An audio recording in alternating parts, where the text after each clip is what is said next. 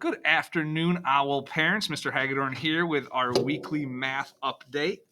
We had a great first week back. In Math 6, we started with some decimal operations. We started with addition and subtraction of decimals, and then today we got started with multiplying decimals. Next week, we will be looking at continuing multiplying decimals as well as starting to do some division with decimals. All right, for Math 6 Plus, we are talking about expressions and equations in Math 6 Plus. So this week we started with some exponents and then some order of operations with our expressions. Today we started talking about the distributive property. We will continue with the distributive property next week, get into simplifying expressions, and then we will start preparing for our mid-unit major. Currently, that is planned for next Friday, but that will change. It will probably change to Tuesday the following week. I will let you guys know through the slide each day, though, when that changes once I've got that figured out.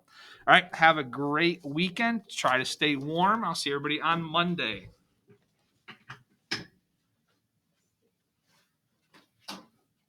Hello, Owl families. I'm going to be wearing two different hats today. The first hat is not my own. It's Miss Pedersen's ELA updates. This week in ELA, the students began their study of The World Without Fish. It's a nonfiction text that details fish depletion.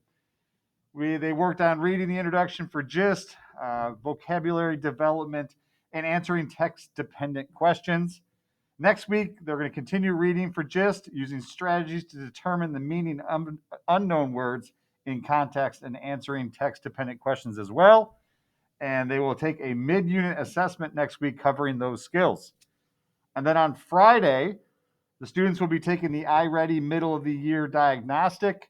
It's a diagnostic tool to help see how their reading skills are improving. We need students to try their best on this assessment, so a reminder from home to try their best. And then we know how to best support them for the remaining of the semester. They will need headphones or earbuds when taking the test. So if you can remember to, if they have their own from home, that'd be much appreciated because our supplies of those are quite limited. Now in science, this is the hat I truly know, so I don't have to read off a computer screen. We worked on plate tectonics this week.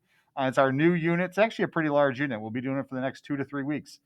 Next week, we're going to be getting into the idea of Pangaea. We talked briefly about it this week, but Pangaea is known as the supercontinent. We're going to talk about the different scientific pieces of evidence that prove that Pangaea actually happened about 200 million years ago. And then we're going to look at how continental drift has changed and how it could potentially change us going into the future. And then we will be building different plate boundaries with Oreos midweek, which the kids are already excited for because donations from parents of double stuffed Oreos started coming in. So thank you for those. And if you still want to donate, we'll be doing the activity on Tuesday or Wednesday. So please get those donations in. And then the last thing is the students will be pairing up in groups at the end of the week, and they'll be investigating a famous landform created by one of the plate boundaries that we're studying. So that I'm looking forward to seeing the results of that. Other than that, hopefully it snows, and I'm looking forward to going sledding. Get outside if it does. Take care. All right. It's always nice when it snows on the weekend and we don't have to worry about snow days, right? Okay, let's talk social studies for just a few moments. Before our track out, we were talking about achievements, and we were in our achievements unit, inventions and innovations of the ancient world, and we've shifted over into our unit on politics. So the history of government. And so we're going back to the foundations of government and talking about what government is and why early people would need to have rules and laws and organizations around that kind of system. And then today we got into different types of government. So we talked about what a democracy is, what an oligarchy is, what dictatorships are, and students were working on doing some notes around the idea of types of government. And so that's what we're kind of working on today. We'll finish that off on Monday, and then we'll continue on understanding better the different types of historical governments. And then we're going to get into some actual historical events around government, things like Hammurabi's Code. We're going to be talking about Justinian's Code. We're going to talk about the Magna Carta and the importance of these really old, important law codes and how they've kind of shaped people's thinking up into the modern era. So that's what we're going to be working on in this political unit that we're going to do, which actually is going to be about 3 to 4 more weeks of learning. So that's kind of an exciting thing to be thinking about. And when we're done with that, we get into economics. So we go from government to money.